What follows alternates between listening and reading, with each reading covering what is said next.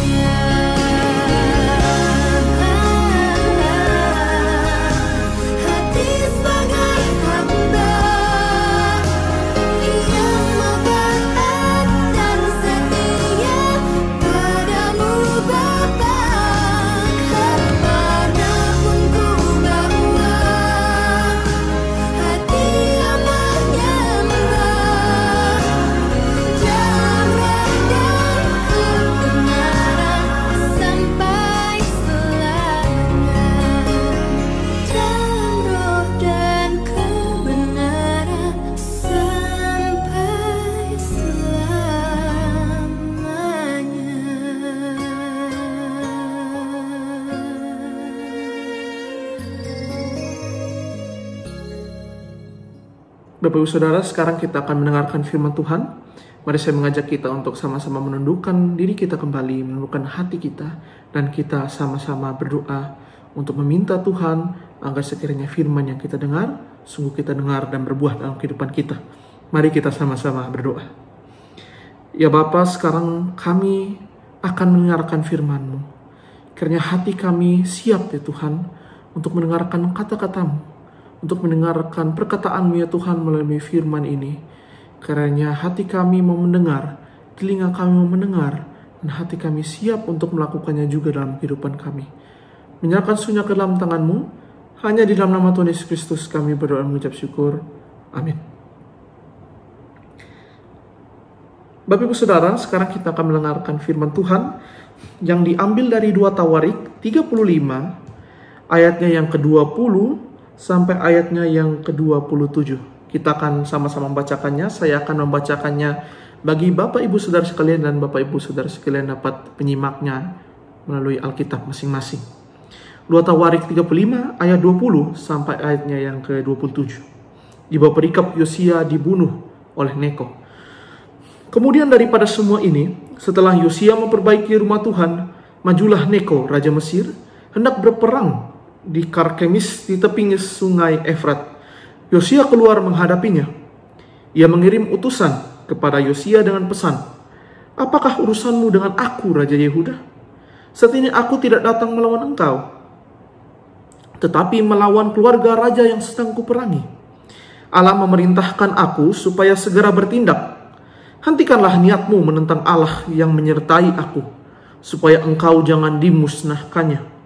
Tetapi Yosia tidak berpaling daripadanya, melainkan menyamar untuk berperang melawan dia. Ia tidak mengendahkan kata-kata Neko yang merupakan pesan Allah, lalu berperang di lembah Megido. Maka pemanah-pemanah menembaki Raja Yosia, dan Raja bersuruh kepada orang-orangnya, "Bawa aku dari sini, karena aku luka parah." Orang-orangnya mengangkatnya dari keretanya, lalu mengangkutnya dengan kereta cadangannya, lalu membawanya ke Yerusalem. Kemudian matilah ia, lalu dikuburkan di pekuburan nenek moyangnya. Seluruh Yehuda dan Yerusalem berkabung karena Yosia. Yeremia membuat satu syair ratapan mengenai Yosia, dan sampai sekarang ini semua penyanyi laki-laki dan penyanyi perempuan menyanyikan syair-syair ratapan mengenai Yosia. Dan mereka jadikan itu suatu kebiasaan di Israel. Semuanya itu tertulis dalam syair-syair ratapan. Selebihnya dari riwayat Yosia dan perbuatan-perbuatannya yang saleh, yang sesuai dengan yang ada tertulis dalam Taurat Tuhan, yakni riwayatnya dari awal sampai akhir, sesungguhnya semuanya itu tertulis dalam kitab Raja-Raja Israel dan Yehuda.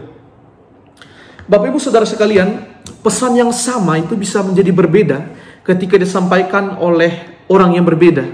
Misalkan pacar atau mungkin pasangan Bapak Ibu Saudara sekalian berkata, "Ayo cepat makan, nanti sakit loh kalau tidak dimakan makanannya ini."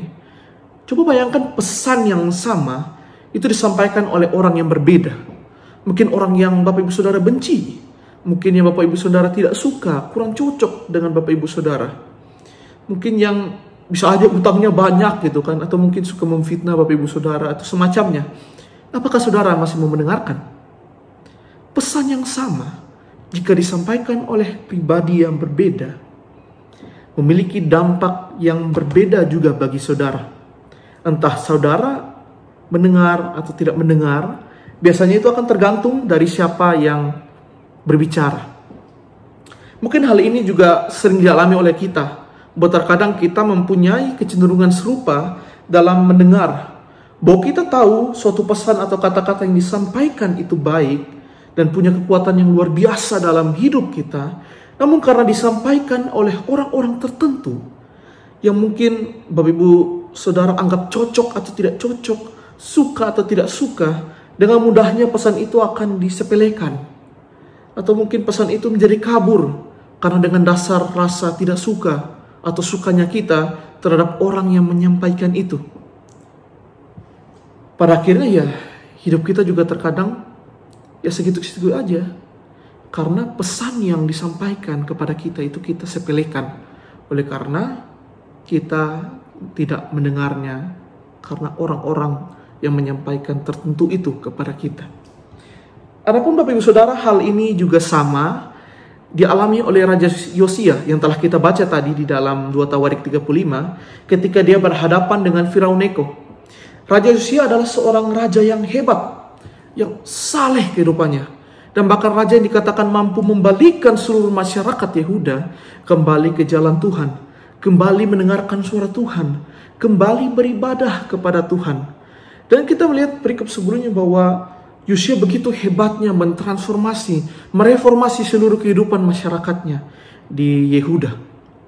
Dan bahkan dikatakan bahwa ibadah Paskah, kalau kita melihat di perikop sebelumnya, ibadah Paskah yang dilakukan oleh Yosia itu begitu luar biasanya yang dikatakan sampai sekarang tidak ada yang melakukannya seperti Yosia.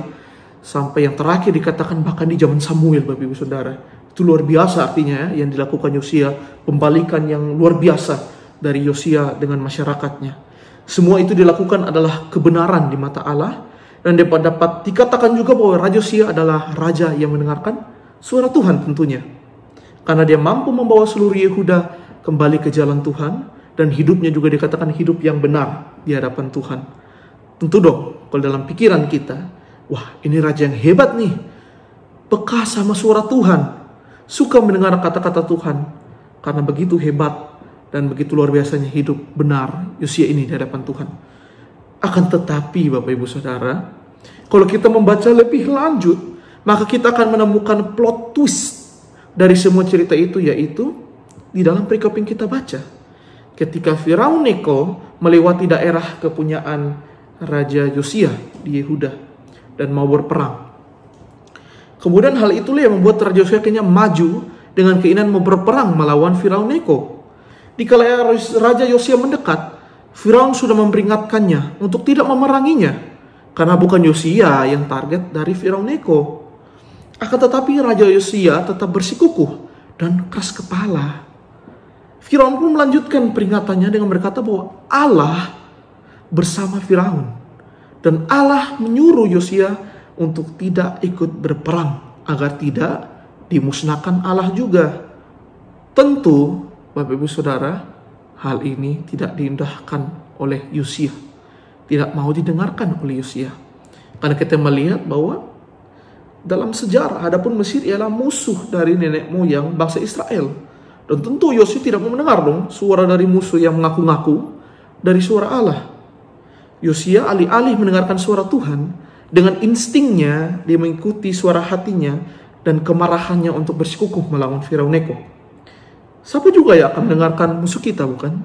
Apalagi musuh dari bangsa Yehuda itu sendiri, yang turun-temurun itu dikatakan juga dari musuh bangsa Israel sampai sekarang. Siapa juga yang akan mendengarkannya, apalagi Yosia gitu.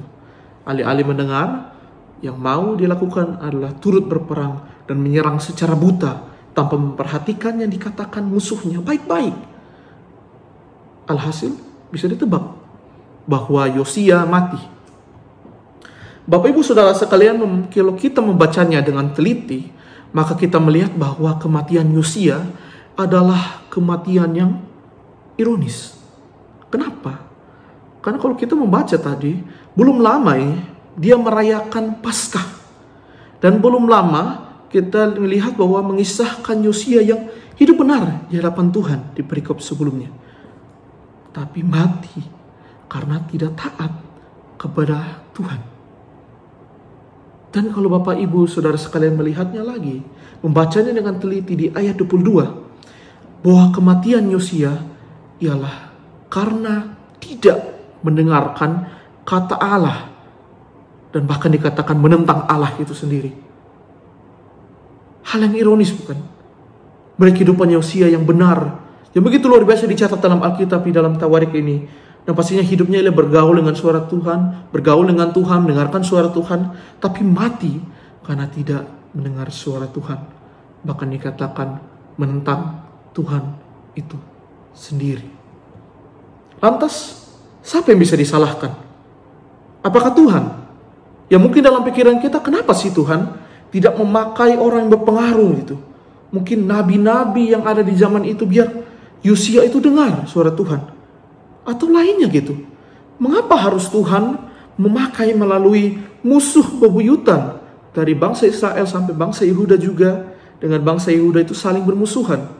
Kenapa harus pakai musuh bebuyutannya, yaitu bangsa Mesir dan musuh dari Raja Yosia itu sendiri? Kenapa tidak yang lainnya Tuhan? Yang berpengaruh, yang baik, yang benar, yang mungkin kalau dia omong itu semua orang itu akan mendengar dengan baik-baik, seksama gitu. Tapi kenapa Tuhan harus orang yang seperti ini ya Tuhan? Yang dibenci, yang tidak disukai, yang bahkan dimusuhi. Kenapa Tuhan? Pantaskah Allah kita bisa posisikan sekarang untuk menjadi penyebab kematian Yosia? Atau pantaskah Allah kita salahkan atas kematian Yosia? Nyatanya Allah itu adalah Allah yang berdaulat, Bapak Ibu Saudara. Bebas menggunakan kehendaknya untuk menggunakan siapa saja untuk memperdengarkan suaranya. Bahkan kalau kita membaca di PL, banyak juga kok raja-raja yang di luar bangsa Israel yang Tuhan pakai untuk menyatakan firman-Nya, untuk menyatakan suara Tuhan. Kita akan melihat di PL itu banyak sekali juga beberapa raja yang bahkan Tuhan pakai untuk Tuhan melaluinya berbicara. Dalam teks ini jelas bahwa kematian Yosia bukan karena Tuhan kurang berbicara, bukan juga karena Tuhan kurang tak kasih tahan itu Yosia itu supaya jangan ikut berperang. Tidak, Bapak Ibu Saudara. Jelas di dalam firman ini Yosia mati karena tidak mendengarkan suara Tuhan melalui siapa? Melalui Firaun Neko. Bahkan dia melawan Firaun Neko, suara Firaun Neko itu bahkan dikatakan melawan Tuhan, menentang Tuhan itu sendiri. Bahkan Tuhan musnahkan Raja Yosia. Kenapa? Dia tidak menyindahkan kata-kata Tuhan melalui Firaun Neko. Tragis dan sungguh ironis, Bapak Ibu Saudara sekalian. Tentu dalam hidup kita juga seringkali kita menghadapi situasi yang sama. Bahwa kita mendengar kata-kata yang kita tahu nih, wah ini baik ini bagi saya ini. Kita tahu bahwa kata-kata ini merupakan nasihat bagi kita semua. Bahwa Tuhan sudah terang-terangan memakai dia untuk menasihatkan kita. Tapi terkadang yang kita tuju bukan kata-katanya atau makna kata-katanya atau bagaimana Tuhan berkata-kata melalui dia. Tapi yang kita tuju adalah siapa yang dibalik kata-kata itu. Kalau kita melihat yang mengucapkannya adalah orang yang tidak kita suka, mungkin dari sanak saudara kita, mungkin kita kayak sering berantem lah dengan dia lah, mungkin dengan teman kita yang sebaya, atau mungkin bahkan dengan orang-orang yang sering kita bermusuhan atau yang kurang kita suka. Dengan mudahnya pesan baik itu kita langsung cap dengan pesan yang tidak baik. Tidak mau didengar. Tidak boleh dengar nih kata-kata seperti ini gitu. Dengan mudahnya kita bergumam dalam hati kita dan menolak mentah-mentah apa yang dikatakan oleh orang-orang itu. Pada akhirnya ketika kita tidak mendengar dan kita jatuh karena perbuatan dan pelanggaran kita dan karena dosa kita sendiri. Dengan mudahnya apa Bapak Ibu Saudara? Terkadang kita dengan mudah menyalahkan Tuhan. Bilang, Tuhan kenapa sih Engkau tidak menahan aku Tuhan? Tuhan kenapa tidak tegur aku ya Tuhan? Kenapa sekarang ya Tuhan baru saya jatuh Tuhan? Di mana Engkau Tuhan? Di ketika aku memerlukan. Padahal Tuhan terus-menerus bersuara melalui orang-orang di sekitar kita, melalui hal-hal di sekitar kita, termasuk orang-orang yang terkadang kita tidak sukai, atau orang-orang yang kita terkadang tidak cocok lah dengan dia. Dari kisah Yosia kita belajar bahwa Tuhan berdaulat untuk memakai siapapun dalam memperdengarkan suaranya. Jadi kita tidak bisa memerintahkan Tuhan untuk pakai si ini saja Tuhan, pakai si itu saja Tuhan, biar dia omong dengan saya. Tidak bisa Bapak Ibu Saudara. Tuhan adalah Allah yang berdaulat. Artinya dia bebas menggunakan kehendaknya atau siapapun untuk memperdengarkan suaranya. Nah, makanya adalah tugas kita bukan perintah-perintah Tuhan, bukan menyalah-nyalahkan Tuhan. Tapi apa Bapak Ibu Saudara sekalian?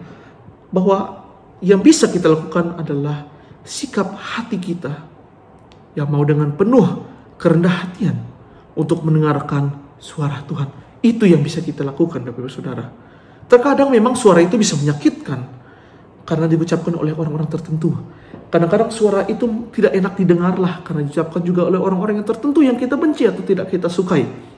Tapi kalau kita mendengarkan dengan baik-baik, dengan kerendah hatian, dengan hati yang mau mendengar, maka kita tahu ada sesuatu yang di balik kata-kata itu yang Tuhan pakai untuk berkomunikasi dengan kita, mau menegur kita, menasihati kita, dan juga bagaimana Tuhan mau anak-anaknya juga mendengarkan suara Tuhan melalui setiap hal yang dia pakai, termasuk orang-orang di sekitar kita.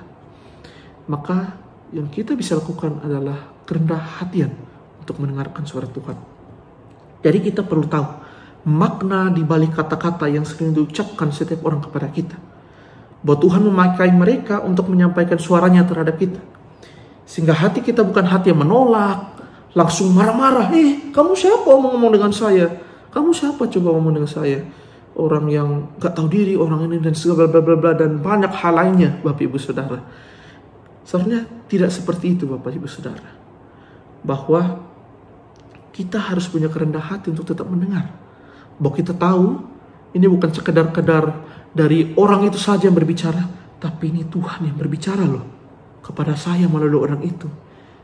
Sehingga kalau kita tidak mau mendengarkan suara orang itu, seperti Yosia, sama saja kita tidak mendengarkan suara Tuhan yang Tuhan pakai. Kita menentang Tuhan. Dan pada akhirnya, jangan sampai hati kita terlalu degil, sombong, untuk tidak cukup rendah hati mendengar suara Tuhan melalui orang-orang di sekitar kita. Bahwa di balik kata-kata seseorang di sekitar kita ada sebuah makna yang Tuhan mau sampaikan kepada kita. Oleh karena itu mari kita rendahkan hati kita untuk mendengar suara Tuhan. Dan kalau kita melihat bahkan Yesus, Bapak Ibu Saudara sekalian, yang adalah Tuhan, yang adalah Raja segala Raja, yang begitu tingginya, tidak segan kok untuk merendahkan dirinya. Tidak segan kok untuk merendahkan hatinya. Dan mengambil bahkan rupa seorang hamba yang sangat-sangat rendah. Dan tunduk kepada kehendak Bapa. Kalau kita disuruh menjadi Yesus, tentu sulit ya Bapak Ibu Saudara. Karena melepaskan semuanya. Mungkin melepaskan ego kita, melepaskan harga diri kita, status kita, dan bahkan seluruh diri kita untuk di hadapan Tuhan. Sulit untuk kita melepaskan hal-hal diri kita dan tunduk dalam kerendah hatian. Namun pada nyatanya Tuhan melakukan semuanya demi kita. Kalau kita melihat Yesus sendiri yang begitu agung, dia memberikan teladan nyata bahwa dia turun ke dalam dunia, merendahkan dirinya dan tunduk dalam kehendak Bapa. Dengan demikian marilah kita juga mempunyai kerendah hatian yang sama. Kita menundukkan diri kita, melepaskan mungkin ego kita, amarah kita, mungkin yang kita hadapi dengan orang-orang di sekitar kita. Kita lepaskan itu semua. Dan kita belajar untuk rendah hati Bapak Ibu Saudara. Kita mendengarkan dengan seksama. Jangan sampai pesan Tuhan itu kita tolak karena orang-orang yang mengucapkannya kepada kita. Terkadang yang kita tidak sukai atau semacamnya. Karena yang kita tolak jangan-jangan bukan orang itu, tapi Tuhan yang kita tolak itu sendiri. Tragis, Bapak Ibu Saudara, dan ironis kalau kita mengaku adalah anak-anak Tuhan, tapi tidak cukup rendah hati untuk mendengarkan suara Tuhan melalui orang-orang di sekitar kita, melalui apapun yang Tuhan pakai di sekitar kita.